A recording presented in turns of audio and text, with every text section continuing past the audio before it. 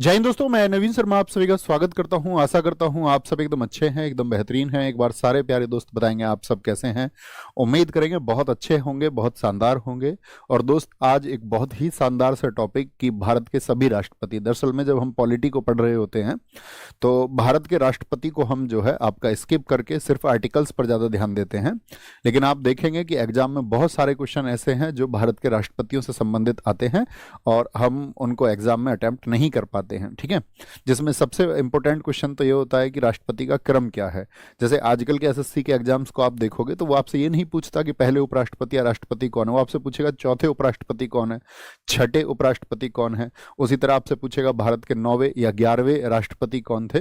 तो आजकल बहुत अच्छे क्वेश्चन बनते हैं। और साथ में ये तो कार्यकाल से हुआ, और उन राष्ट्रपतियों की जो साथी पुस्तक हैं, जो बुक्स हैं, ठीक है, जिन भी प्रेसिडेंट ने लिखी है, जो इंपॉर्टेंट बुक्स हैं वो बहुत ज़रूरी हैं। बहुत आप सब लोगों के लिए मतलब शानदार कंटेंट होता है वो, हमेशा जो हम स्किप करते हैं अक्सर अपनी तैयारी के दौरान। तो आज उसी तरह की चीज़ों को आप एग्जाम में डील कर पाएँ कि क्या क्या क्वेश्चन पूछे जाते हैं हमारे प्रेसिडेंट से रिलेटेड। तो अभी मैं आपसे एक क्वेश्चन पूछूंगा कि आपकी जो सामान्य समझ है वो क्या है। जैसे मैं आपसे पूछूं, द्रौपदी मुर्मू वर्तमान में भारत की जो प्रेसिडेंट है वो कौन से नंबर की प्रेसिडेंट है, जरा एक बार आंसर देंगे, फिर हम क्लास को कंटिन्यू करेंगे। तो सबकी तरफ से आंसर आना चाहिए कि वो जो है भारत की भैया 15वीं राष्ट्रपति हैं। कौन सी हैं? 15वीं। और कई साथियों ने 16 लिखा, कई साथियों ने 18, कई ने 14 भी लिखा। तो यहीं पर हम गड़बड़ करते हैं। तो एक सुर में आंसर आना चाहिए था सबका कि भैया वो 15वीं राष्ट्रपति हैं। ओके, तो ध्यान से शुरू करेंगे और आपका बहुत अच्छे से नोट कर लेना। हमने सारी जानकारी को एक बहुत अच्छी से मतलब स्टोर किया है और उस सारी जानकारी को हमने लिखा है एक पीडीएफ के माध्यम से। तो आपको सारी चीज़ें देखनी है, स्क्रीनशॉट आप लें या उसको आप तैयार करें या शॉर्ट में अपने कॉपी में नोट्स बनाएं, किसी भी वे में आप चल सकते हैं। तो शुरू करें, थम्स अप कर देंगे एक बार। जी भैया, हम शुरू करने के लिए तैयार हैं। भारत के जो पहले राष्ट्रपति थे, वहां पर जब नंबर लिखा हुआ है ना कोने पे 1, इसका मतलब है पहले राष्ट्रपति भारत के। तो पहले राष्ट्रपति कौन है? हमारे राजेंद्र प्रसाद जी हैं। और राजेंद्र प्रसाद जी को 1962 में भारत रत्न मिला। 1962 में उनको क्या मिला है? भारत रत्न। देखो, भारत रत्न के बारे में मैं आपको बताऊं तो भारत का सबसे बड़ा वो नागरिक सम्मान है, सबसे बड़ा सिविलियन अवार्ड है। जैसे कि मैं आपसे पूछूं दूसरा सिविलियन अवार्ड कौन सा है, तो आप कहेंगे भारत रत्न, फिर भैया पद्म विभूषण, फिर पद्म भूषण और पद्म श्री। तो ये चार जो है हमारे सिविलियन अवार्ड हैं जो भारत के नागरिकों को दिए जाते हैं, ठीक है। या भैया क्या इसको विदेशियों को नहीं दे सकते? विदेशियों को भी दिया जा सकता है, लेकिन भारत का सर्वोच्च नागरिक सम्मान इसको हम कहते हैं तब भी। 1962 में इनको भारत रत्न मिला। अब यहां से बड़ा अच्छा क्वेश्चन बनता है, कितने साथी बता सकते हैं कि भारत के ऐसे कितने राष्ट्रपति हैं जिनको अब तक भारत रत्न मिल चुका है? भारत के टोटल कितने प्रेसिडेंट हैं जिनको साथी अब तक आपका भारत रत्न मिल चुका है? तो आप सबका आंसर होना चाहिए, हमेशा कहीं किनारे पर कॉपी पे लिखिए। अब तक भारत के 6 राष्ट्रपति भारत रत्न पुरस्कार प्राप्त कर चुके हैं। कितने? कई साथियों ने लिखा 1, 2, कई ने लिखा नहीं पता है। बहुत अच्छा, मैं इन आंसर्स का रेस्पेक्ट करता हूं जो लिखते हैं नहीं पता है, तुक्का नहीं लगाते हैं। तो क्या कहेंगे? भारत के 6 राष्ट्रपति हैं अब तक। क्या बोलेंगे? लिख लेना इसको कहीं बात को। भारत के 6 राष्ट्रपति, कितने? 6 राष्ट्रपति हैं जो आपका क्या है, भारत रत्न पा चुके हैं। टोटल 6 प्रेसिडेंट हैं जिनको अब तक भारत रत्न मिल चुका है। भारत रत्न मिल चुका है। ओके, दूसरी बात, इनकी पुस्तक है इंडिया डिवाइडेड। बहुत अच्छा क्वेश्चन पूछा जाता है। 2 बार राष्ट्रपति बनने वाले एकमात्र व्यक्ति हैं, यानी कि आज तक भारत के इतिहास में कोई भी व्यक्ति ऐसा नहीं हुआ है जो भारत का 2 बार राष्ट्रपति बना हो। 2 बार। कार्यकाल, इनका वर्ष भी पूछा जाता है, 26 जनवरी 1950 से। कब से? 26 जनवरी 1950 से लेकर के, यानी ये 12 वर्षों तक भारत के राष्ट्रपति रहे थे। और राष्ट्रपति बनने से पहले पूछा जाता है कि राजेंद्र प्रसाद जी के पास में कौन सा मंत्रालय था, तो खाद्य और आपूर्ति मंत्रालय था आपका, खाद्य एवं कृषि का, ठीक है, फूड एंड एग्रीकल्चर। 26 जनवरी 1950 को, अब सबको पता है कि भारत का पहला जो साथी आपका रिपब्लिक डे था, यानी कि जो पहला गणतंत्र है हमारा, वो 26 जनवरी 1950 को मना। तो 26 जनवरी 1950 को इरविन स्टेडियम में ये ध्वज फहराया गया। अब देखो, इरविन स्टेडियम को समझना, अगर इरविन स्टेडियम की मैं बात करूं तो आज इरविन स्टेडियम का क्या नाम है और ये कहाँ पर स्थित है बताएंगे? तो इरविन स्टेडियम उस टाइम पे इसका नाम होता था इरविन एम्फी थिएटर स्टेडियम। क्या होता था ये आपका? Irwin Irwin amphi theatre stadium. अब से पॉन नहीं देखूंगा ऐसा बोल के भी आधा घंटा पॉन देख लेते हो ना। अगर तुम हफ्ते में 3 दिन पॉन एम्फी थिएटर स्टेडियम। जब मैं आपको स्टैटिक जीके पढ़ाऊंगा तब उस टाइम पे मैं आपको एक बात बताऊंगा कि भारत में जो पहले एशियन गेम्स हुए थे वो 1951 में नई दिल्ली में हुए थे। तो जब ये तो बना था आपका 1933 में आपका इरविन स्टेडियम, लेकिन जैसे ही एशियाई खेलों का स्थान आया तो एशियाई खेलों के टाइम पे क्या हुआ था, 1951 में इसका नाम जो है वो नेशनल स्टेडियम कर दिया गया। 1951 में इसको क्या नाम दे दिया गया? National stadium. नेशनल स्टेडियम इसका नाम कर दिया गया। और जब 2002 आया आपका 2002 में, 2002 में क्या किया गया? 2002 में इस स्टेडियम का नाम मेजर ध्यानचंद जी के नाम पर कर दिया गया। ध्यानचंद नेशनल स्टेडियम इसको कर दिया गया, मेजर ध्यानचंद नेशनल स्टेडियम। कहाँ पर है भैया? तो हम सब जानते ही हैं, ये आपका नई दिल्ली में है। कहाँ पर है मेजर ध्यानचंद नेशनल स्टेडियम? नई दिल्ली में। नई दिल्ली में स्थित है, नई दिल्ली में। ठीक है। गांधी जी ने इनको अजात शत्रु कहा था। अजात शत्रु मतलब जिसका शत्रु जन्मा ना हो, ठीक है, जिसका कोई एनिमी ना हो, उसको अजात शत्रु कहा जाता है।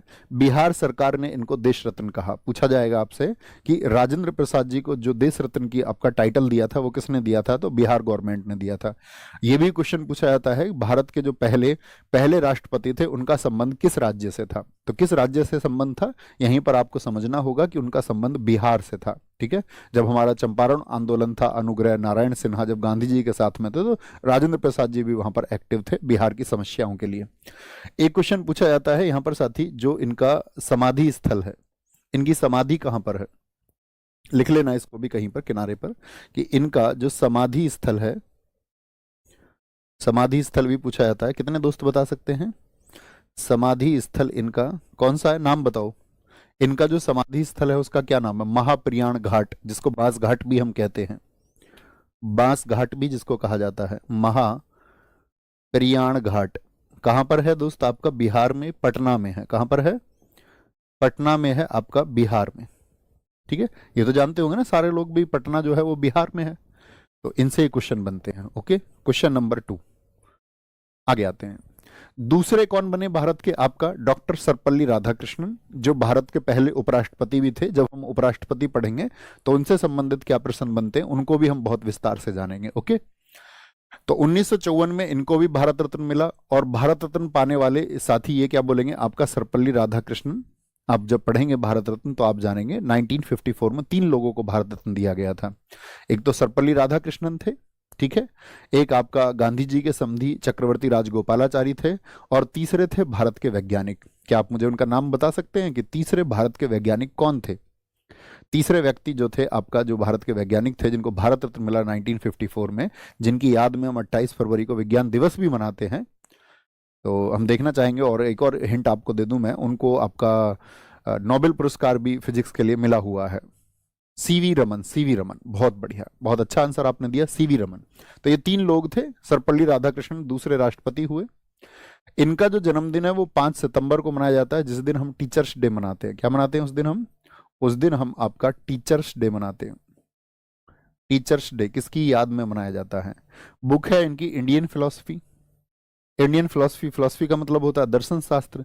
और जब आपका कहते हैं कि आज़ादी से पहले भारत के जो आपका दर्शन है उस पर जो प्रश्न चिन्ह लगाए जाते थे उस की बहुत अच्छी व्याख्या इन्होंने की। और आज भी आप पढ़ोगे ना, जब कभी आपकी दर्शन पढ़ने की रुचि हो या कभी आप दर्शन को पढ़ना चाहें तो उसमें 2 राइटर ही आते हैं हमारे देश में। एक तो आपका हरेंद्र सिन्हा है, ठीक है, जिन्होंने भारतीय दर्शन की रूपरेखा लिखी है। और दूसरी पुस्तक जो सबसे प्रासंगिक मानी जाती है, सबसे महत्वपूर्ण मानी जाती है कि आप दर्शन की अपनी समझ को डेवलप करना चाहते हैं, फिलॉसफी को आप पढ़ना चाहते हैं, तो आपको पढ़ना पड़ेगा इंडियन फिलॉसफी, जो कि किसने लिखा है? सर्वपल्ली राधाकृष्णन जी ने लिखा है। The Hindu view of life, बहुत इंपॉर्टेंट बुक्स हैं। ठीक है, यहां पर जो मैंने इस क्लास में लिखा है वो सब कुछ बहुत इंपॉर्टेंट है, एकदम सटीक और बहुत इंपॉर्टेंट। जाकिर हुसैन तीसरे राष्ट्रपति रहे 1963 में, इनको भी भारत रत्न मिला। ठीक है, अब देखो यहां पर एक क्वेश्चन बनता है, जैसे कि निम्नलिखित में से वह कौन व्यक्ति है जिनको राष्ट्रपति होने से पहले भारत रत्न मिल गया था। जैसे राजेंद्र प्रसाद जी को भारत रत्न मिला, राजेंद्र प्रसाद जी को भारत रत्न मिला, तो उनको कब मिला है आपका, तो आप कहेंगे भैया उनको जब उनका पद समाप्त हो गया था 1962 में, उसके बाद में भारत रत्न दिया गया। जैसे सर्वपल्ली राधाकृष्णन जी की हम बात करें, उनको तो आप समझ ही गए होंगे, उनको भी पहले मिला, और साथ में जाकिर हुसैन जी को भी उनके पद पर रहते हुए उनसे पहले। तो ये छोटी छोटी चीजें आपको ध्यान में रखनी है। पहले मुस्लिम राष्ट्रपति कौन है, जाकिर हुसैन है, पद पर रहते हुए इनकी मृत्यु हो गई। तो पद पर रहते हुए कल हमने आपको एक आर्टिकल बताया था कि राष्ट्रपति साहब का पद होने के लिए 3 कारण होते हैं। एक तो वो त्याग पत्र दे दें, तो आप मुझे बताएं कल मैंने क्या बताया था, त्याग पत्र किसको देते हैं, उपराष्ट्रपति को देते हैं। उपराष्ट्रपति इसकी सूचना किसको देते हैं, वाइस प्रेसिडेंट इसके बारे में इन्फॉर्म करते हैं लोकसभा स्पीकर को। तो या फिर आपका उनको पद से हटाया जाए महाभियोग से, जिस दिन महाभियोग की प्रक्रिया पूर्ण होगी उसी दिन से उनके पद से हटा हुआ उनको माना जाएगा। और तीसरा कारण क्या होता है, उनकी डेथ।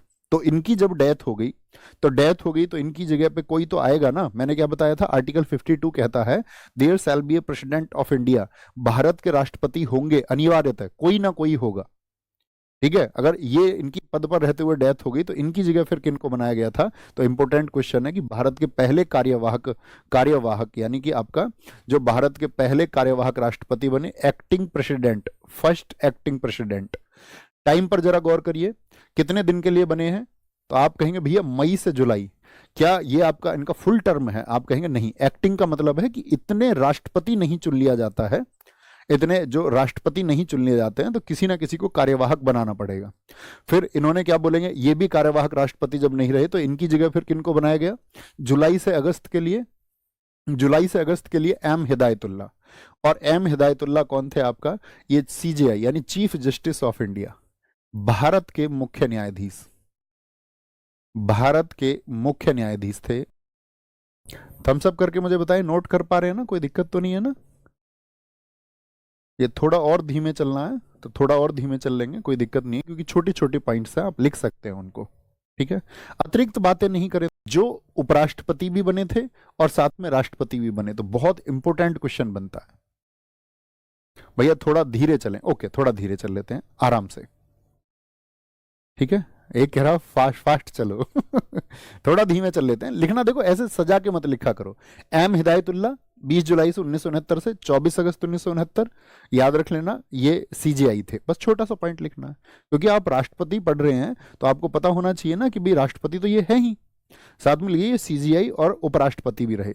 आपको याद होना चाहिए, कभी चीजों को सजाने पे बहुत गौर नहीं देना है। आपको सिर्फ इतना काम करना है कि आपके नोट्स आपकी समझ में आ जाने चाहिए। राइटिंग के लिए कभी चिंता नहीं करनी है ना, कि आपके समझ में आ जाए, वो उतना भर काफी होगा। ठीक है, कोई दिक्कत। एम हिदायतुल्ला के बाद में फिर साथी इलेक्शन होते हैं, और आपका यहाँ पर नीलम संजीव रेड्डी चुनाव लड़ते हैं वीवी गिरी के खिलाफ में। लेकिन वीवी गिरी जो आपका एक्टिंग भी बनाए गए थे, पहले कार्यवाहक थे, फिर आपका कार्यवाहक वीवी गिरी के बाद में किसको बनाया गया आपका, तो वीवी गिरी के बाद में बनाए गए थे आपका भैया एम हिदायतुल्ला। लेकिन फिर चुनाव होते हैं, इलेक्शन होते हैं, और उसमें जीत होती है वीवी गिरी की, और फुल टर्म के लिए यहाँ पर देखिए 5 साल के लिए। तो 1969 से 74 तक ये आपका क्या रहे, भारत के राष्ट्रपति रहे। और 1975 में इनको भी भारत रत्न मिला। यानी भारत के जो 6 राष्ट्रपति जिनको भारत रत्न अब तक मिला है, उनमें से एक वीवी गिरी भी शामिल है। यहां से बड़ा अच्छा क्वेश्चन बनेगा। जैसे क्वेश्चन कैसे बनाएगा, एग्जामिनर आपसे पूछ सकता है, निम्नलिखित में से भारत का वह कौन सा राष्ट्रपति है जिसको भारत रत्न नहीं मिला है। तो ईयर नहीं पूछेगा आपसे कभी भी कि वीवी गिरी को आपका भारत रत्न कब दिया गया। क्वेश्चन पूछेगा, हमेशा नेचर रहेगा क्वेश्चन का कि किन में से किसको भारत रत्न नहीं मिला है। ये 4-5 नाम दे देगा, पूछेगा निम्नलिखित में से कौन कौन भारत के राष्ट्रपति हैं जिनको भारत रत्न मिल चुका है। तो आपको इसके बारे में इंफॉर्मेशन होनी चाहिए। ठीक है, 1974 तक हो गए। 1974 से फिर साथी आते हैं फखरुद्दीन अली अहमद, 1974 से 77, और इनकी भी पद पर रहते हुए मृत्यु हो गई, इसीलिए इनके 5 साल पूरे नहीं है। देखिए क्या 5 वर्ष इनके पूरे हैं, आप कहेंगे नहीं, पद पर रहते हुए इनकी मौत हो गई, मतलब हार्ट अटैक इनको आ गया था। और 25 जून 1975 को इन्होंने आपातकाल घोषित किया, emergency declared on 25 June 1975, article 352 से। राष्ट्रीय आपातकाल, नेशनल इमरजेंसी जिसको हम कहते हैं। मुझे बता सकते हैं इस समय पे प्रधानमंत्री कौन थी देश की? राष्ट्रीय आपातकाल। अब मैंने कौन थी बोल दिया तो बड़ा आसान हो जाएगा आपके लिए फिर तो। National emergency. तो बहुत इतनी बार मतलब कोई, आप मैं कहूं कि कोई कमीशन या कोई बोर्ड नहीं है जिसने इससे क्वेश्चन ना पूछा हो कि देश में जब इमरजेंसी घोषित हुई थी 1975 में, 25 जून 1975 को, तब देश के राष्ट्रपति कौन थे? फखरुद्दीन अली अहमद। और पद पर रहते हुए पहले मृत्यु किसकी हुई है? तो आप कहेंगे जाकिर हुसैन। तो ये दूसरे ऐसे मतलब मुस्लिम राष्ट्रपति थे जिनकी पद पर रहते हुए मृत्यु हो गई। अब इंदिरा गांधी जी ने इनसे इस अधिकार को प्रयोग करने के लिए कहा था। इंदिरा गांधी जी ने कहा था कि भाई आप फोन फोन पे बोला था इंदिरा गांधी जी ने इनसे कि आप नेशनल इमरजेंसी को डिक्लेयर कर दीजिए। इसीलिए आप कभी पढ़ोगे या फिर पढ़ा होगा आपने कि 44वां जो संविधान संशोधन था, जो 44th कॉन्स्टिट्यूशनल अमेंडमेंट था 1978 का, उसमें क्या कहा गया था? भैया फोन पे तो आप नहीं कर सकते हैं नेशनल इमरजेंसी को डिक्लेयर। राष्ट्रीय आपातकाल, इसकी वजह से राष्ट्रीय आपातकाल 21 महीने रहा था। और इसी राष्ट्रीय आपातकाल में आप सब लोग जानते हैं, मैंने कहा था कि मीजा एक्ट, जरा बताओ, maintenance of internal security act, जो मीजा एक्ट है वो कब आया था? मीजा एक्ट कब आया था बताएंगे एक बार? सारे लोगों का आंसर आना चाहिए क्योंकि मैं आपको ये पढ़ा चुका हूं। मैंने आपसे कहा था नेशनल इमरजेंसी के दौरान मीजा एक्ट का भरपूर इस्तेमाल किया गया था और मीजा एक्ट के तहत लगभग 1 लाख से ज्यादा लोगों को गिरफ्तार कर लिया गया। लालू प्रसाद यादव जी की जो बेटी है उसी दौर में 1976 में पैदा हुई, जिनका नाम मीजा है। तो यहाँ पे फिर क्या हुआ था? इसके बाद में 21 महीने बाद जब नेशनल इमरजेंसी हटी तो तुरंत ही क्या हुआ था? जो आपका कांग्रेस की सरकार थी वो गिर गई थी 1977 में। 1977 में कांग्रेस की सरकार गिर गई थी। ओके, कोई दिक्कत? 1977, बहुत बढ़िया, बहुत बढ़िया, बहुत शानदार। 1971 जितने साथियों ने लिखा है एकदम से ठीक लिखा है। आप एक अवेयर स्टूडेंट है, बहुत शाबाश। तो दो चीजें याद रख लेनी है, ये दूसरे मुस्लिम व्यक्ति थे और साथ में पद पर रहते हुए इनकी डेथ हो गई थी। 25 जून 1975 को इन्होंने आपातकाल घोषित किया, उससे सबसे ज्यादा क्वेश्चन इनसे पूछा जाता है। आपका साथी यहां पे बात करेंगे। अब देखो, जब पद पर रहते हुए मृत्यु हो गई तो क्या होंगे? फिर एक्टिंग चुने गए होंगे। तो जिनकी पद पर रहते हुए, तो यहां पर बहुत आसान हो जाएगा आपके लिए याद करना कि जाकिर हुसैन जी के बाद में आपका वीवी गिरी आए और पद पर रहते हुए दूसरे फखरुद्दीन अली अहमद थे। तो फखरुद्दीन अली अहमद जी की मृत्यु के बाद में कौन आए? बीडी जत्ती। इनका नाम है बीडी जत्ती, यानी कि बासप दनप्पा जत्ती। अब देखो कितने महीने के लिए रहे हैं, कितने महीने के लिए रहे हैं? तो आप कहेंगे लगभग ये भैया 6 महीने, क्योंकि मैंने कल आपको बताया था जब हम आर्टिकल 62 पढ़ रहे थे कि अगर राष्ट्रपति साहब के पद की रिक्ति हो जाती है किसी भी कारण से, कोई वहां पर साथी आपका फिल हो जाता है वो, तो उसको मतलब वो कोई वैकेंट हो जाए तो उसको फिल करना होगा कितने महीने में? 6 महीने में फिल करना होगा। तो बीडी जत्ती के बाद में यहां पर फिर कौन आए? नीलम संजीव रेड्डी। नीलम संजीव रेड्डी, जो कि मैंने अभी बताया था वीवी गिरी से पहले चुनाव हार चुके थे, वीवी गिरी इनको हरा चुके थे चुनाव में। तो यहां पर ये आपका नीलम संजीव रेड्डी हैं, जो आंध्र प्रदेश के पहले सीएम भी थे। पूछा जाता है आंध्र प्रदेश के पहले सीएम, या पूछा जाता है नीलम संजीव रेड्डी जो भारत के राष्ट्रपति हुए, वो भारत का राष्ट्रपति होने से पहले किस राज्य के चीफ मिनिस्टर यानी किस स्टेट के आपका सीएम थे? ओके, एकमात्र निर्विरोध राष्ट्रपति। निर्विरोध का मतलब क्या होता है? बिना अपोजिशन के, कोई इनके खिलाफ में राष्ट्रपति पद के लिए किसी भी व्यक्ति की अगर हम बात करें, वो इनके खिलाफ चुनाव नहीं लड़ा। पहले गैर कांग्रेसी। गैर कांग्रेसी का मतलब क्या है? अब तक के जितने भी राष्ट्रपति थे वो सब कांग्रेस समर्थित थे, क्योंकि राष्ट्रपति पद के लिए भी क्या होता है? पार्टियों का समर्थन होता है। जैसे अभी वर्तमान में जो राष्ट्रपति हैं उनको बताइए किस पार्टी का समर्थन प्राप्त हुआ था चुनाव में? तो आप कहेंगे भैया जिस पार्टी की सरकार बहुमत में होती है, अक्सर जिनके पास में अगर बात करें विधायकों की या सांसदों की संख्या अधिक होती है, तो उस तरह के मतों के मूल्य के हिसाब से राष्ट्रपति भी अक्सर उन्हीं की पार्टी के द्वारा जो समर्थित होते हैं वही प्रेसिडेंट बनते या बनती हैं। ओके, साथ में ये आपका जो भारत की 6ठी लोकसभा है उसके अध्यक्ष थे। जैसे आपसे कभी पूछेगा भारत के कौन से राष्ट्रपति ऐसे हैं जो लोकसभा के अध्यक्ष भी रहे हैं, तो कौन है? नीलम संजीव रेड्डी। तो हम क्या कहें? नीलम संजीव रेड्डी। साथ में आपका क्या बन जाएगा? नीलम संजीव रेड्डी से क्वेश्चन क्या बन जाएगा? 6ठी लोकसभा, पहले गैर कांग्रेसी, आंध्रा के पहले सीएम थे और बिना अपोजिशन के निर्विरोध राष्ट्रपति बने। निर्विरोध। ओके, बात क्लियर है? नोट कर लो, जब नोट कर लें तो थम्स अप कर देना, फिर आगे चलेंगे, आगे आएंगे। सॉरी भैया यहाँ पे मैसेज करने के लिए, क्योंकि मैं कई दिनों से हेल्पलाइन नंबर पे कॉल कर रहा हूँ तो रिसीव नहीं कर रहे हैं। दोस्त ऐसा नहीं हो सकता। अब 6 to 9 मतलब 9 to 6 के बीच में कॉल करिए। अब बेवजह बहुत सारे बच्चे तो बेवजह कॉल लगा लेते हैं। काम के लिए कॉल करेंगे तो सबका नंबर लगेगा, है ना। कोई दिक्कत? एक बच्चे ने क्वेश्चन पूछा ऊपर कुछ राष्ट्रपति से, उनको दिखाओ ना। नहीं, ऐसे बाध्य नहीं है, जीडी क्लासेस बाध्य नहीं है दोस्त, बाध्य नहीं है। ओके, चलें आगे। नेक्स्ट, ज्ञानी jail Singh.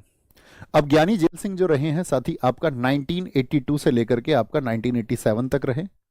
Operation blue star घटना जब देश में हुई थी, कब हुआ था ये ऑपरेशन ब्लू स्टार? ये हुआ था 1984 में। 1984 का जो ऑपरेशन ब्लू स्टार है, तो उस समय पे आपका राष्ट्रपति कौन थे? बड़ा अच्छा क्वेश्चन बनता है यहाँ से, देखो।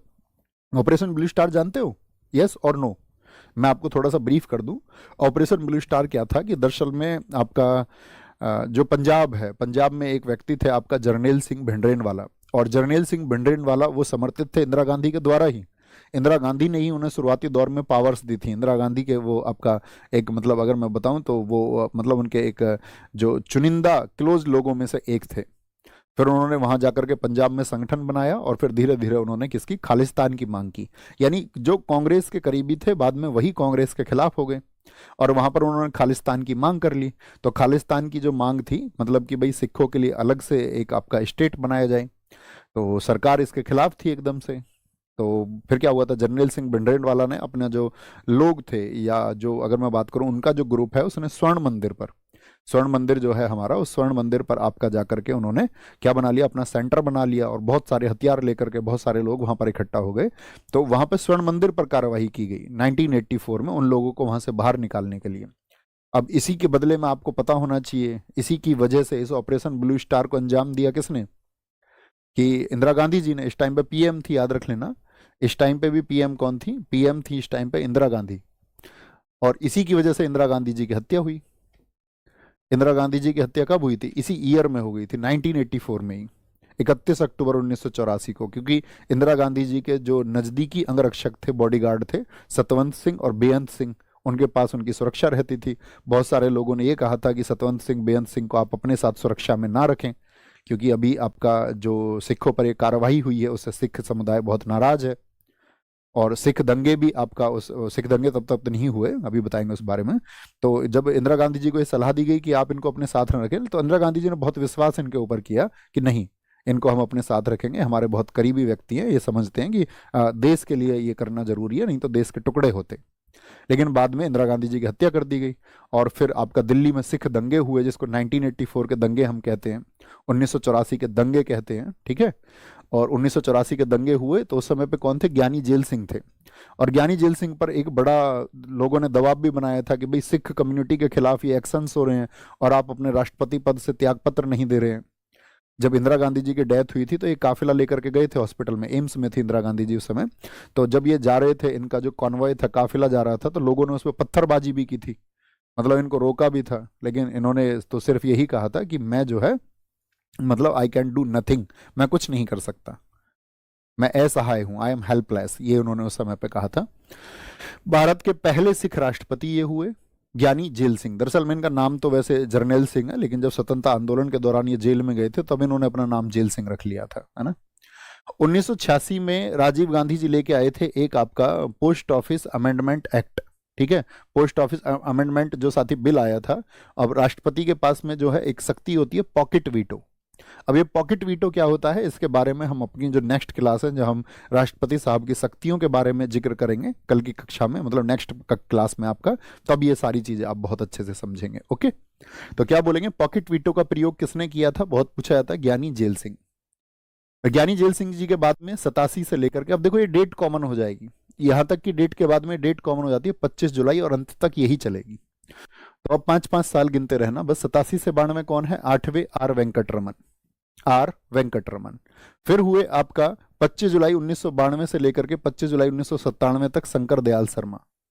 शंकर दयाल शर्मा, शंकर दयाल शर्मा जी एक ऐसे राष्ट्रपति रहे हैं, सोचिए, जिनके पास में जो दया याचिका आई, उनकी बेटी की हत्या की आई थी। इनके बेटे और जो दामाद थे माकन, उनकी हत्या कर दी गई थी दिल्ली में, समझ रहे हैं। जो सिख आपका उस समय पे जो कुछ सिखों ने इनकी आत्महत्या कर दी, मतलब जो आपका जुड़े हुए थे किससे? आपका ऑपरेशन ब्लू स्टार 1984 से इसकी जड़ें जुड़ी हुई थी। आप समझ के देखिए, भारत के एक ऐसे राष्ट्रपति जिनके पास में, आप जानते हैं ना भाई, अगर कोर्ट ने आपको सजा सुना दी है तो अंतिम विकल्प कौन होते हैं? अंतिम विकल्प होते हैं कि आपकी सजा माफ करने का अधिकार राष्ट्रपति के पास में है। तो उन लोगों ने, इन्हीं के पास में फिर दया याचिका गई थी राष्ट्रपति के पास में कि विचार हो सकता है या नहीं हो सकता है। बहुत बढ़िया भैया। ज्ञानी जेल सिंह जी का भी समाधि स्थल, हाँ जी, वो एकता स्थल है, नोट कर लेना, एक बच्चे ने बहुत अच्छा याद दिलाया। ज्ञानी जेल सिंह जी का, इनका भी समाधि स्थल आप लिख सकते हैं, समाधि स्थल। इनका जो समाधि स्थल है, एक बार सारे लोग बताएंगे कहां पर है, इनका जो समाधि स्थल है वो कहां पर है। तो ज्ञानी जेल सिंह नाम ही से ही आपको परिचित होगा कि भैया इनका जो आपका स्थल है वो है एकता स्थल। और एकता स्थल कहां पर है? एकता स्थल है आपका दिल्ली में। कहां पर है? एकता स्थल आपका दिल्ली में स्थित है, दिल्ली में स्थित है। ओके, ये बात याद रख लेनी है।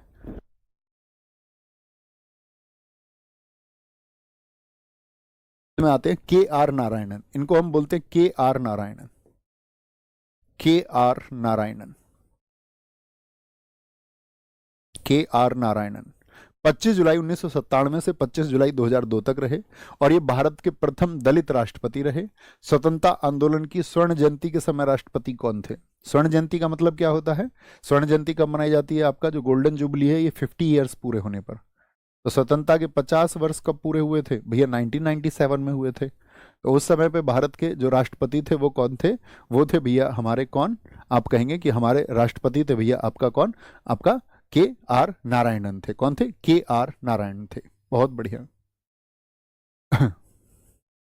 बहुत बढ़िया सर, ये नोट्स में लिखा हुआ मिलेगा ना? हाँ जी हाँ जी हाँ जी, एकदम से मिलेगा लिखा हुआ। बहुत बढ़िया, वेरी गुड। ठीक है, लिख चुके के आर नारायण प्रथम दलित राष्ट्रपति स्वर्ण जयंती के समय पे, स्वर्ण जयंती यानी कि भारत स्वतंत्रता के 50 वर्ष होने पे। एपीजे अब्दुल कलाम जी, इनके सबसे ज्यादा इनका नंबर पूछा जाता है कि भारत के कौन से राष्ट्रपति थे? तो 11वें। कौन से थे? ऐसे याद रखना, एक एक व्यक्ति जो है अबुल पाकिर जैनुलब्दीन एपीजे अब्दुल कलाम जी का नाम जानता है। एपीजे अब्दुल कलाम, ये इनका पूरा नाम है, एपीजे अब्दुल कलाम। कब जन्म हुआ था इनका? तो आप कहेंगे भैया इनका जो जन्म हुआ था वो 15 अक्टूबर को हुआ था 1931 में, 1931 में। अब मेरा क्वेश्चन रहेगा आपसे एक जनरल सा, अगर आप जानते होंगे एपीजे अब्दुल कलाम जी को, इस देश का प्रत्येक छात्र प्यार करता है, तो मुझे बताइए एपीजे अब्दुल कलाम जी जो हैं साथी, आपका एपीजे अब्दुल कलाम जी जो हैं साथी, सारे लोग बताएंगे उनका जो आपका जन्म है वो किस राज्य में हुआ था, किस स्टेट में हुआ था, ये सारे लोगों को बताना है। तो इनका जन्म का वर्ष भी याद रख लेना, 15 अक्टूबर, यानी कि 15 मनाया जाता है, 15 अक्टूबर, 15 अक्टूबर 1931 को इनका जन्म हुआ था। भैया तमिलनाडु में इनका जन्म हुआ था। बहुत बढ़िया, ऐसे क्वेश्चन, बेसिक क्वेश्चन भी बन जाते हैं कि तमिलनाडु में इनका जन्म हुआ था। इनको दोस्त हम मिसाइल मैन कहते हैं। मिसाइल मैन क्यों कहते हैं? क्योंकि भारत में जो आईजीएमडी है, आईजीएमडी का मतलब होता है एकीकृत गाइडेड मिसाइल डेवलप प्रोग्राम, ये लिखा हुआ है डेवलप प्रोग्राम, ठीक है, डेवलप प्रोग्राम, डेवलपमेंट प्रोग्राम, क्या बोलेंगे? Integrated guided missile development programme. तो इसका मतलब क्या है? आपसे कभी भी पूछे भारत में आईजीएम डीपी के जनक कौन है, या पूछे आईजीएमडी प्रोग्राम के जनक कौन है, तो वो कौन है? अब्दुल कलाम जी हैं। 15 अक्टूबर को इनकी याद में क्या मनाया जाता है? वर्ल्ड स्टूडेंट डे मनाया जाता है, क्योंकि स्टूडेंट के लिए साथी इंस्पायरिंग सोर्स हैं। 1974 और 1988 के पोखरण जो कि राजस्थान में हुआ था, वहां पे जो एटॉमिक टेस्ट हुआ, एटॉमिक टेस्ट, परमाणु परीक्षण का मतलब क्या होता है? एटॉमिक जो टेस्ट हुआ उसमें साथी इनकी मुख्य भूमिका रही। जैसे मैं आपसे बात करूं कि जो हमारा अंतरिक्ष का कार्यक्रम है वो कौन देखता है, तो आप कहेंगे भैया अंतरिक्ष यानी स्पेस की चीजों को तो इसरो देखता है। लेकिन जब भारत की रक्षा की चीजों की बात आती है, रक्षा की बात आती है, तो रक्षा डिफेंस के मामलों को कौन देखता है? तो डिफेंस के मामलों को देखता है 1958 में बना DRDO, defence research and development organisation. तो ये इनकी जो आपका मुख्य भूमिका रही थी एपीजे अब्दुल कलाम जी की, वो डीआरडीओ में रही थी। कहां पर रही थी? डीआरडीओ में। आप देख रहे हैं मिसाइल मैन इनको बोल रहे हैं। मिसाइल का काम किससे है? अंतरिक्ष से कि स्पेस से? तो आप बोलेंगे जो मिसाइल का काम है वो भैया आपका किससे है? डिफेंस से है। तो डिफेंस मतलब डीआरडीओ उसके काम करेगा। तो ये डीआरडीओ में एक्टिव थे। 1974 का जो परमाणु परीक्षण हुआ उसका नाम क्या है? स्माइलिंग बुद्धा। क्या नाम था उसका? स्माइलिंग बुद्धा। और इस समय पे जो आपका एटॉमिक एनर्जी कमीशन था, एईसी बोलते हैं इसको, एटॉमिक एनर्जी कमीशन, उसके जो साथी आपका अध्यक्ष थे वो होमी सेठना थे। इस समय पे जो आपका बार्क, बार्क बोलेंगे, Bhabha atomic research centre, Bhabha, Bhabha atomic research centre जो था आपका, कहाँ पे है भाभा एटॉमिक रिसर्च सेंटर बताइए? तो ये भैया ट्रॉम्बे, मुंबई में था आपका भाभा एटॉमिक रिसर्च सेंटर। तो उसके निदेशक कौन थे? राजा रमन्ना। आप रेलवे के एग्जाम देखोगे ना, एनटीपीसी के, एनटीपीसी या रेलवे का कोई भी एग्जाम हो, किसी भी वर्ष का एग्जाम आप उठाना, कभी आपको ऐसा कोई एग्जाम नहीं मिलेगा जिसमें एटॉमिक टेस्ट से क्वेश्चन ना पूछा गया हो। और बहुत अच्छे क्वेश्चन पूछे जाते हैं। एक तो रेलवेज में पूछे जाते हैं, एसएससी पूछता है, और साथ में तीसरा यूजीसी नेट में एटॉमिक टेस्ट से बहुत क्वेश्चन पूछे जाते हैं। अभी मैं आपको आज दिखाऊंगा अभी कि कितने कितने अच्छे क्वेश्चन पूछे जाते हैं इससे, है ना। इस टाइम पे पीएम कौन थी आपका? इस टाइम पे पीएम थी इंदिरा गांधी जी। इनसे क्वेश्चन पूछा जाता, पीएनई पॉलिसी इन्होंने अपनाई थी। पीएनई का मतलब क्या है आपका? इसको बोलते हैं पीसफुली, लिखना है इसको, या पीसफुल हम कह सकते हैं, पीसफुल न्यूक्लियर एक्सप्लोजन, एक्सप्लोजन यानी कि शांतिपूर्ण, शांतिपूर्ण नाभिकीय विस्फोट। जो हमने आपका विस्फोट किया था, क्या हमने अमेरिका की तरह किया था? कि अमेरिका ने तो अपना प्रयोग कहाँ पर किया था? आपको पता होना चाहिए, जब सेकंड वर्ल्ड वॉर चल रहा था तो 6 अगस्त और 9 अगस्त 1945 को हिरोशिमा और नागासाकी पर उन्होंने तो लोगों की जान ले ली थी। अब अमेरिका को बड़ी दिक्कत हुई थी जब हमने ये प्रयोग किए, रूस को भी बड़ी दिक्कत हुई थी, जिसको हम दोस्त बोलते हैं अपना, चाइना को बड़ी दिक्कत हुई थी कि यार इनके पास तो एटॉमिक पावर आ जाएगी, फिर तो ये हमसे जो है एटॉमिक पावर, एटॉमिक जो पावर अगर इनके पास आ जाती है तो उससे फिर तो ये हमारे सामने झुकेंगे नहीं, तो इनको शक्तिशाली बनने से रोका कैसे जाए। तो बहुत सारे रेस्ट्रिक्शंस हमारे देश पर लगे थे, बहुत सारे प्रतिबंधों का सामना हमारे देश को करना पड़ा। और इन प्रतिबंधों में अमेरिका को समझ तो तब आई थी, अमेरिका ने तो बहुत सारे प्रतिबंध लगाए हमारे ऊपर। अमेरिका को समझ में आई जब अमेरिका के ऊपर एक साथी आतंकवादी हमला हुआ था। अगर आपको पता हो, अमेरिका में एक आतंकवादी हमला हुआ था 2001 में, वर्ल्ड ट्रेड सेंटर पर, उनके पर पता है 11 सितंबर को 2001 में हमला हुआ था वहां पर। तब उन्होंने हमारे ऊपर जितनी भी रेस्ट्रिक्शंस लगाई थी उनको खत्म किया था। और नहीं तो उससे पहले तो वो मानने को ही तैयार नहीं थे, उनको लग रहा था कि भारत इस तरह से तो सशक्त हो जाएगा, लेकिन हमारे देश की सरकारें झुकी नहीं थी। बहुत सारे प्रेशर हमारे ऊपर क्रिएट किए गए, बहुत सारे प्रतिबंध लगे, लेकिन हमारी सरकारें तब भी नहीं झुकी। आप समझिए आज पूरी दुनिया में कहा जाता है कि लगभग 60,000 के आसपास जो है वो न्यूक्लियर बॉम्ब है, 60,000 के आसपास, जिसमें सबसे ज़्यादा रूस के पास ही है। ठीक है, और वो चाहता है कि वो किसी और के पास वो पावर्स ना हो। अमेरिका के पास भी है, चाइना के पास भी बहुत है, भारत के मुकाबले बहुत ज़्यादा है चाइना के पास में। यानी कि आप ये समझिए, परमाणु बम की अगर हम बात करते हैं एटॉमिक, तो वो तो अमेरिका और चाइना ने बहुत ज्यादा मात्रा में पाकिस्तान को भी दे रखा है, पाकिस्तान को भी दे रखा है ना। कोई दिक्कत? तो क्या बोलेंगे आपका यहाँ पर, क्या बोल रहे हैं हम? आपका पीएम कौन थी यहाँ पर? बोलो भी फटाफट से। पीएम कौन थी? इंदिरा गांधी जी। तो इंदिरा गांधी जी ने यहाँ पर पीएनई पॉलिसी को अपनाया था। किसको अपनाया था? पीएनई पॉलिसी, याद रखेंगे हमेशा। कोई दिक्कत, कोई परेशानी? अच्छा आगे आते हैं भैया, इनके पिताजी का ही नाम है अबिल पाकर जैनुलाब्दीन, जिस नाम को लिख रहे हैं, एक बच्चा बोल रहा है। दूसरा फिर आता है 1998 का, 1998 का, 1998 में हमने यहाँ पर 11 और 13 मई को 5 एटॉमिक टेस्ट किए थे। कितने एटॉमिक टेस्ट हमने किए थे 1998 में? तो आप कहेंगे भैया यहाँ पर भी हमने 5 प्रयोग किए आपका। और 1998 का जो परमाणु परीक्षण था हमारा, उसका जो नाम हमने दिया, जैसे उसका नाम हमने क्या दिया था अभी 1974 में आपका स्माइलिंग बुद्धा, बुद्ध मुस्कुराए, बुद्ध की भूमि कह दिया था इंदिरा गांधी जी ने तो उसको। यहाँ पे पीएम थे अटल बिहारी वाजपेयी। और अमेरिका ने भारत पर एनपीटी के लिए दबाव बनाया। एनपीटी मतलब होता है न्यूक्लियर नॉन प्रोली, क्या बोलेंगे, प्रोलीफ्रैक्शन, इसके लिए कि भाई आप जो है, मतलब ये क्या होता है भैया एनपीटी, थोड़ा समझाइए। तो एनपीटी होता है कि यार जो है ना, आप अभी इस संधि पर समझौता करेंगे और आप अपना परमाणु प्रसार नहीं करोगे, ठीक है ना, इसको और एक्सप्लोर नहीं करोगे, भविष्य में इस तरह की शक्तियों का प्रयोग आप नहीं करेंगे, तो अप्रसार संधि इसको हम बोलते हैं, यानी कि अब इस पर रोक आप लगाओगे। लेकिन क्या भारत ने इसको माना था? आप कहेंगे अमेरिका ने बहुत दबाव बनाया था, लेकिन हमारी सरकारों ने इसको एक्सेप्ट नहीं किया था। ओके, अक्टूबर 2001 में 9/11 हमले के बाद में जितने भी रेस्ट्रिक्शंस थे वो सारे प्रतिबंध हटा दिए गए थे भारत के ऊपर से। अटल बिहारी वाजपेयी जी यहाँ पर गए थे आपका, जैसे 20 मई को वो पहुंचे थे, 11 और 13 मई को ये आपका टेस्ट हुए, और एक वीक के बाद में वो पहुंचे थे 20 मई को। तो वहां पर उन्होंने वो नारा दिया था बहुत अच्छा। कौन सा स्लोगन है? जय जवान जय किसान जय विज्ञान। अब यहाँ पर इंपॉर्टेंट बात ये है, मुझे बताइए जय जवान जय किसान नारा किसका है? तो आप कहेंगे जय जवान जय किसान नारा जो है भैया, वो दिया है हमारे लाल बहादुर शास्त्री जी ने। अभी नरेंद्र मोदी जी बहुत चर्चा में आए थे, तो नरेंद्र मोदी जी जो चर्चा में आए थे, तो नरेंद्र मोदी जी ने लिखा था आपका, क्या बोला था उन्होंने, बताना जरा। उन्होंने एक शब्द और जोड़ दिया था इसके आगे, जय जवान जय किसान जय विज्ञान और जय अनुसंधान, यानी कि जय अनुसंधान शब्द को उन्होंने और जोड़ दिया। ठीक है, किसको? जय अनुसंधान शब्द को। अनुसंधान समझते हैं ना, रिसर्च, तो उन्होंने कहा था हेल द रिसर्च, तो जो अनुसंधान शब्द है उसको उन्होंने जोड़ा।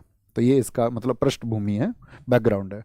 तो अटल बिहारी वाजपेयी जी ने यहाँ पर नारा दिया, बहुत पूछा जाता है अटल बिहारी वाजपेयी जी का जो नारा है वो किस वर्ष में दिया गया था, किस वर्ष में दिया गया था। ओके, इनको भाई साहब को ब्लॉक कर दें, ये जो, हाँ, जो कहने के बाद में भी नहीं मानते, नहीं सच में मत कर देना, थोड़ी देर के लिए इनको समझाओ, बेटा पढ़ लिया करो।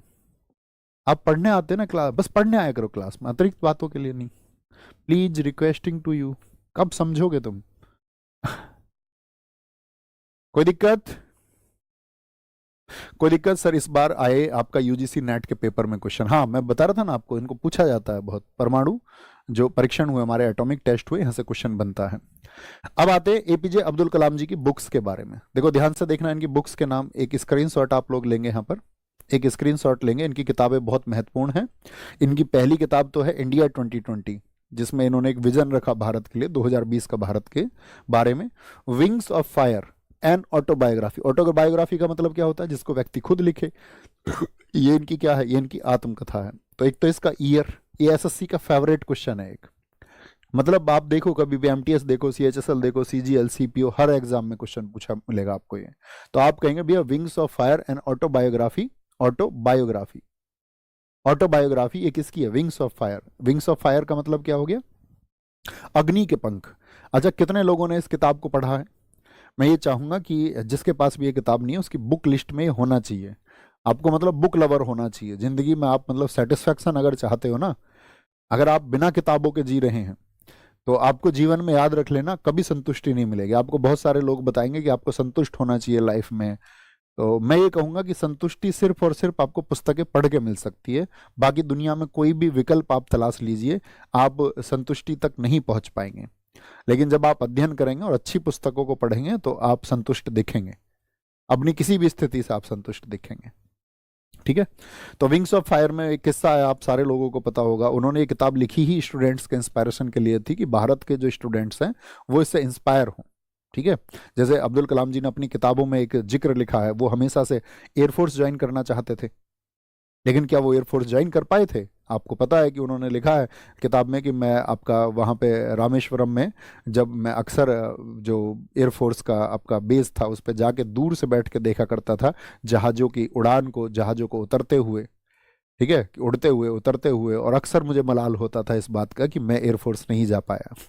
आपको पता भी होगा उन्होंने स्वामी श्रद्धानंद जो आश्रम है ऋषिकेश का, उसकी कहानी भी लिखी है कि अंतिम एक ऐसा समय आ गया था जब वो एनडीए सफल नहीं हो पाए थे, कि उन्होंने अपने जीवन को नष्ट करने का प्रयास कर लिया। तो वहाँ पे जो स्वामी श्रद्धानंद थे उन्होंने कुछ पैसे दे करके उन्हें लौटाया था, जीवन का कुछ उनको मैसेज दिया है कि लाइफ इस तरह की नहीं होती है कि कभी आप फेलियर में हो तो तब आप हार मान लें, जीवन प्रयासों का नाम है। तो उसके बाद में आप जानते ही हैं कि वो तीनों सेनाओं के प्रमुख बने। तो ये हर बच्चा जानता है देश का, लेकिन जानते तो हम सब कुछ हैं, लेकिन उसके पीछे क्या जो मैसेज था उसको हम अपनी लाइफ में अपनाते हैं, ये बड़ी बात होती है। उसको हम अपनाते भी हैं अपनी जिंदगी में या नहीं अपनाते हैं? क्योंकि अगर हम अपनी जिंदगी में जो एथिक्स या जो मूल्य आपने सीखे, जो बातें आपने सीखी, अगर आप अपनाएंगे नहीं और सिर्फ पढ़ के छोड़ देंगे। महान विभूतियों के द्वारा ये कहा गया है कि आप किसी एक का एक सफल कोट भी अगर उठा लें, कोट का मतलब पहनने वाला कोट नहीं, सफल कोट, किसी के कथन को आप उठा लें और सिर्फ उसी पर जिए, तो आपका जीवन बहुत मतलब महान हो सकता है। जैसे कि बाबा साहब भीमराव अम्बेडकर जी का एक कथन है, शिक्षा उस शेरनी का दूध है जो जितना पिएगा उतना दहाड़ेगा। अब इसको आपने पढ़ तो लिया, लेकिन आप इसको अपना नहीं रहे अपनी लाइफ में। आप अपना नहीं रहे हैं तो इसका क्या मतलब हुआ? कोई अर्थ नहीं रहा फिर पढ़ने का और ना पढ़ने का। इससे अच्छा तो ना ही पढ़ते, मस्तिष्क पर क्यों ही जोर आपने दिया था? तो उसको अपनाना होता है। लिखेंगे भैया इनको आराम से, ध्यान से। India 2020, wings of fire, ignited mind, guiding souls. You are born to blossom, आप सबका जन्म चमकने के लिए हुआ है। फेलियर टू सक्सेस, असफलता से सफलता। Target 3 billion, the luminous spark, advantage India, the life tree और टर्निंग पॉइंट्स। ये इनकी वो किताबें हैं जो आपको हर एग्जाम में लगभग मिल जाएंगी। देख पा रहे हैं ये? देख पा रहे हैं? ये बताएंगे सर आपने पढ़ा है? मैंने बहुत कुछ पढ़ा है साथी, बहुत कुछ। एक समय पे वो वक्त आएगा। भैया फेलियर इज ए टीचर भी है ना? हाँ जी, फेलियर इज ए टीचर भी नहीं किए, तो वो फेलियर वर्ड से याद रखेंगे। बहुत शानदार, वेरी गुड वेरी गुड। जब हाँ देख पा रहे हैं, जब नोट कर लें तो मुझे बताएं। भैया पहले और प्रथम में क्या अंतर है? अंतर कुछ नहीं है साथी, एक ही बात है, बस भाषाओं का अंतर है ना। प्रथम आपका संस्कृत का शब्द है। बहुत शानदार, वेरी गुड। चलें आगे। नोट कर लिया? स्क्रीनशॉट ले सकते हैं आप, नोट कर सकते हैं। प्रतिभा देवी सिंह पाटिल 2007 से 2012 ही भारत की पहली महिला राष्ट्रपति थी। भारत की पहली महिला राष्ट्रपति, इनसे पहले कोई भी महिला राष्ट्रपति नहीं हुई। इनको मैक्सिको का सर्वोच्च सम्मान मिला और मैक्सिको का सर्वोच्च सम्मान पाने वाली ये दूसरी राष्ट्रपति हुई। तो भैया क्या इनसे पहले भी किसी को मैक्सिको का सर्वोच्च सम्मान मिल चुका था? हाँ जी, सर्वपल्ली राधाकृष्णन जी। याद रख लेना, यहाँ पे नोट कर लेना, यह सम्मान पाने वाले जो पहले व्यक्ति थे। पूछेगा मैक्सिको से सर्वोच्च सम्मान पाने वाले पहले राष्ट्रपति कौन थे, तो वो सर्वपल्ली राधाकृष्णन है। सर्वपल्ली राधाकृष्णन, सर्वपल्ली राधाकृष्णन, सर्वपल्ली राधाकृष्णन, ये पहले थे। दूसरी कौन हुई? प्रतिभा देवी सिंह पाटिल। प्रतिभा देवी सिंह पाटिल किस स्टेट की, जैसे हम अगर आपसे पूछें द्रौपदी मुर्मू जी हैं, तो द्रौपदी मुर्मू भी आपका कहाँ पर, आप कहेंगे भैया 2015 में वो भी राज्यपाल बनी थी, तो बताओ वो किस स्टेट की राज्यपाल बनी थी? तो जो राष्ट्रपति हैं वो कहाँ के राज्यपाल, जैसे नीलम संजीव रेड्डी मैंने कहा आंध्र प्रदेश के आपका कौन रहे थे? आंध्र प्रदेश के सीएम रहे थे। तो जिनके पास पहले कोई बड़ी जिम्मेदारी रही है, और वो जिम्मेदारी ऐसी है कि वो वहां के पहले रहे थे, पहले, ऐसा नहीं कि कभी ना कभी रहे थे, उससे कभी क्वेश्चन नहीं बनेगा। ठीक है, तो क्या बोलेंगे? राजस्थान की प्रथम महिला राज्यपाल हैं ये, कभी भी पूछेगा आपसे, जो पहली फीमेल गवर्नर थी। प्रणब मुखर्जी 25 जुलाई 2012 से 2017 इनको भारत रत्न मिला, और भारत रत्न पाने वाले ये कौन हो गए साथी? आपका क्या बोलेंगे भैया? छठे व्यक्ति थे। इनकी बुक्स एसएससी की फेवरेट बुक्स हैं, हर ईयर पूछा गया है। The coalition years, the presidential years और द ड्रामेटिक डिकेड। राजनीतिक पुस्तकें इन्होंने लिखी हैं, राजनीति पर लिखी हैं। ठीक है, लिखें इसको, लिखें इसको, बोलेंगे फटाफट से। बहुत बढ़िया भैया, मैं आपकी ऑटोबायोग्राफी पढ़ूंगी, प्रॉमिस। अभी मतलब उसको लिखा जा रहा है, उसके जो मैं उससे चाहता हूँ उस पुस्तक से, वो मैसेज सत्यता के साथ में जा पाएगा या नहीं जा पाएगा ये बाद में देखा जाएगा, अभी उसमें समय लगेगा थोड़ा, है ना।